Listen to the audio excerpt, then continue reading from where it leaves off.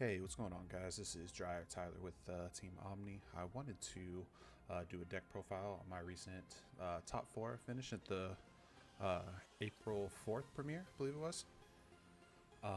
Played Morphrost, which is my current favorite deck of the format, and I think with the recent ban list, it actually is one of the better performing decks, especially with Dionysus being so popular. So yeah, let's go ahead and get right into it. Alright, so let's start off with the Morphrost package here.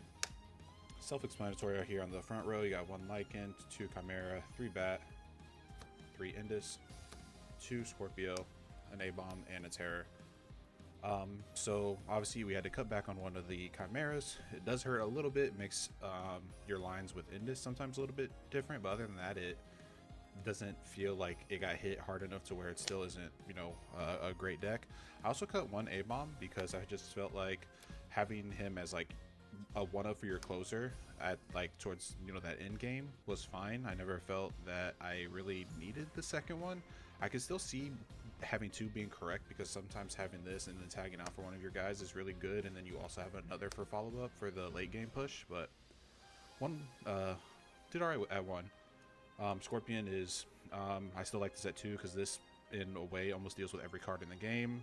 That paired with a bat is going to make some crazy pushes, and then in this is like if you're going first, this is like the best card because you're setting up your underworld for those bat plays later on. And then only one Terror.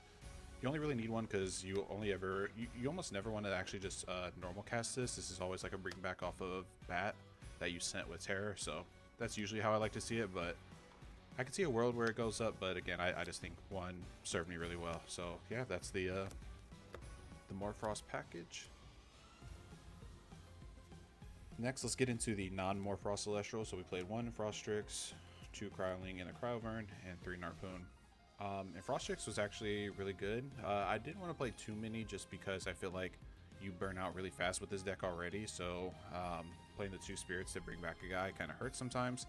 But I mean, it still did really well. Sometimes when you would play Chimera, or in a lot of cases, as soon as you normal cast it, they just GG, so you can't get your plays start going since you have to pitch for cost of the bat. But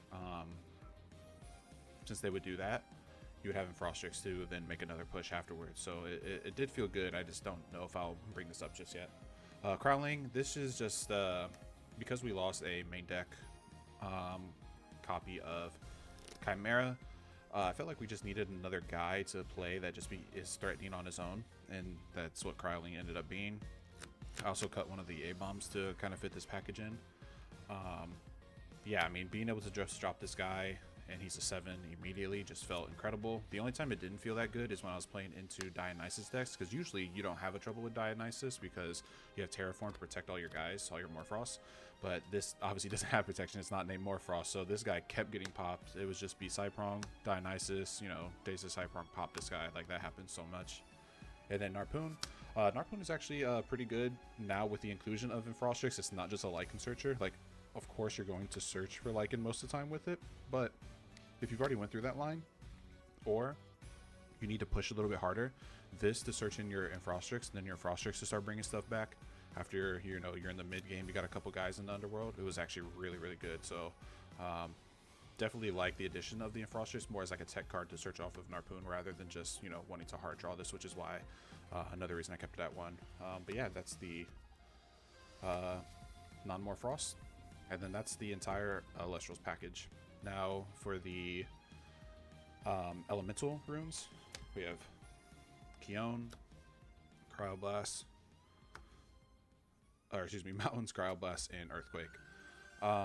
So Keon, I mean, this card is just insane. Anytime you see this with Lycan, you're searching like for more Frost a game. It's just too good. This paired with Indus is like your best opener that you could possibly have in the deck. Like, I love seeing this in Indus, so I definitely max out on these. Even seeing a couple of these is still good. I said it in my last video, but I've had times where you use one to bring back a Chimera, another one to bring back a bat, and then now you're going combo for a million just off of those. So I think that even seeing it in multiples is sometimes good. Now, it's not always the greatest to see it in multiples, but I think you still run it at 3 just because you always want to see it, and seeing it as like a 2 of isn't, going to kill you in most cases.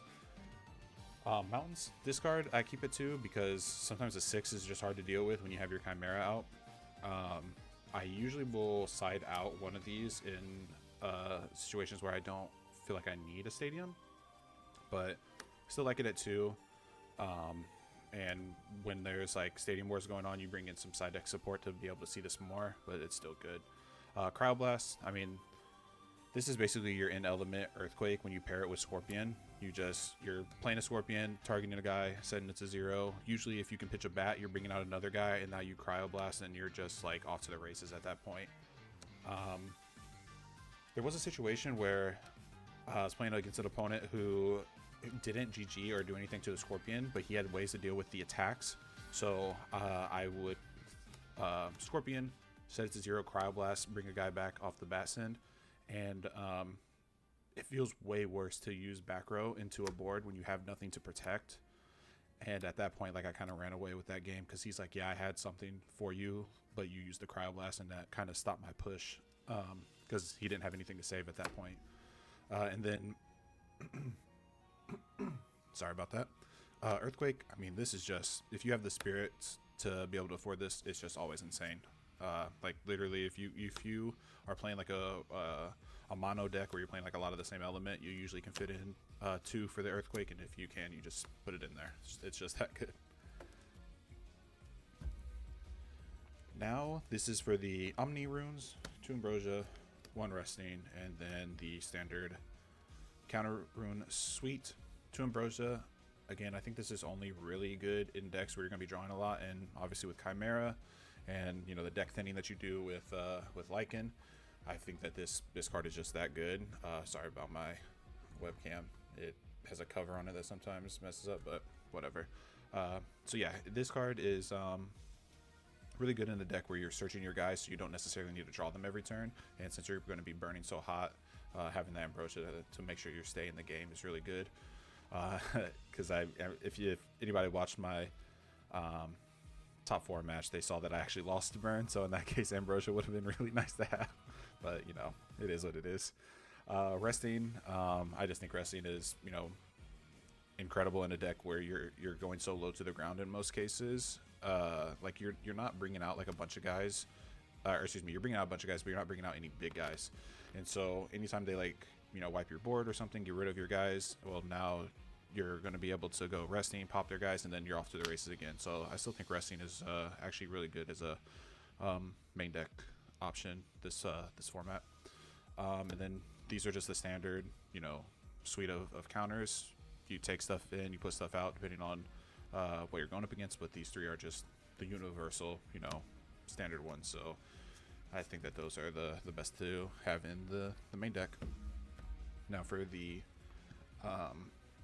Spirit, you got 3, 6, 9, 12, 14 Frost, 3 Water, 2 Atlas, 1 Alloon. This is for a side deck card. This is for your Earthquake. This is for your Narpoons and sometimes your Cryoverns, and then you just fill out the rest with the Frost. Spirit Math felt good all day. I mean, I never had an issue with the Spirit Math, like not even a single time. And then side deck, P-Box, Spoiled Fruit, Bromolinks, Cryoblast, Galaxy, Tsunami, Dense Fog. This is where the Lunars come in. But to kind of explain these in order, Pandora's Box, this is still going to be with handling your Hermes matchup, and you sometimes side it in for other things too. I think this is actually good against Dionysus decks as well. So bringing this in against a lot of decks that are going to be searching or casting from the deck definitely is. I still think that this card is insane, and I can see it becoming a main deck staple at some point in the future. Spoiled Fruit, this is just a product of the past. I thought that maybe there'd be more people on water, which would mean that maybe some of them are still playing the Locagon stuff, but never ended up seeing it, so I don't think these ever got cited in a single time. I'm probably going to be cutting both of these in the future. Bromolinks, this would have came in against more people if I saw more solar or just more people wanting to have Stadium Wars, but unfortunately I did not, so this card actually didn't see very much play at all, actually. I can't remember if I actually ended up citing it in, because I don't think I went up against a single deck that it would have been good against. But moving forward, I think I'm going to be moving towards a Blizzard Whiteout if Dionysus keeps being super popular. So I think that I'll still keep him in the side for those matchups. But yeah, I don't think he performed very well this tournament. Cryo Blast, this is your last Cryo Blast. You just side this in matchups it's insane with. You know, to pop a smaller guy. I mean, it's just, again, this is your 1-cost Earthquake, so it's just nuts to have a third copy of that in a lot of cases. Galaxy, again, I thought that there might be still a couple of fish around. Ended up not being. I did side this against somebody because I saw the Magnos and Aphros package, but I think they were playing a Thunderstorm list and not a actual water list. So they were playing fish or the Magnos Aphros package in the Thunderstorm deck. So this ended up coming in, and it's still, you know, a 5 that they have to deal with. But I don't know if I keep these guys moving forward if we don't see any water representation. I don't think it does everything that it needs to. Tsunami, this came in against another player who was on Morphrost. They, you know, there was a time where they're, you know, swinging in with multiple guys. Whenever Tsunami can swing in or stop multiple attacks, you know, 2-3 guys, and with Morphrost you can easily put out 2 to 3 guys in a 1 turn. It's just so nuts. You can basically put everything into defense, and then now you're summoning your 2 or 3 guys, and then you're just getting rid of their whole board in a single turn. So this is, I think that Tsunami definitely stays in, especially because I think Morphrost may become more popular. But yeah, nuts card. And then Dense Fog, I actually didn't see like any Argo. I know that this card is crazy with Argo, but yeah, I didn't really have I cited it in once, and it came in a single time, but I don't think it was ever game determinative. It was I don't know, kind of lackluster. The main performers I think are Pandora's Box, Tsunami, and Cryoblast. Definitely keeping these guys around. The rest of them didn't like really perform. Spoiled Fruit again didn't do anything, but Brummelinks, because I think I'm going to play Whiteout moving forward, this might be yeah, this might be a guy that I need to keep around. And I think Dense Fog I'll still keep around too, because you never know when an Argo deck is going to pop out. Yeah, overall, definitely some changes I would make, but it at least got me to top 4, so I can't be too mad. But yeah, no, that is my top 4 Morphrost. Again, this is definitely my favorite deck to play, you know, since like the inception of it, like coming out, and then when we got Chimera and Bat, it's just been too much fun to play this list. But no, I appreciate you guys watching.